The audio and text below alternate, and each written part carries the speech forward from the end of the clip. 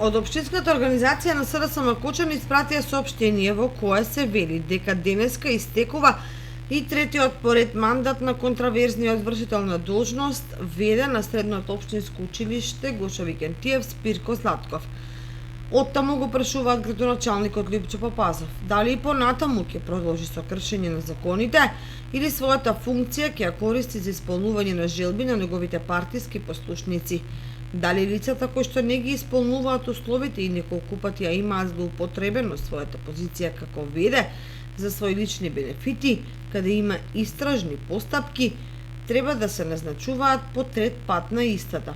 Лица за кои стигнуваат поплаки за мобинг на работно место, а за дел од нив е почната и судска постапка.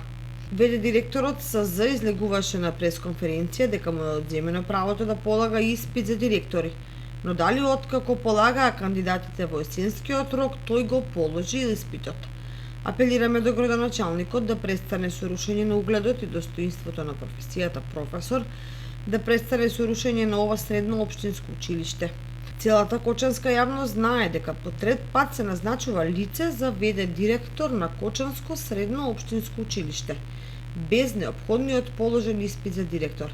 Затоа очекуваме одлука од градоначалникот која ќе биде правно издржана, ефективна и во функција на нашите ученици, нашата иднина, се вели во соопштението од СДСМ Кочани.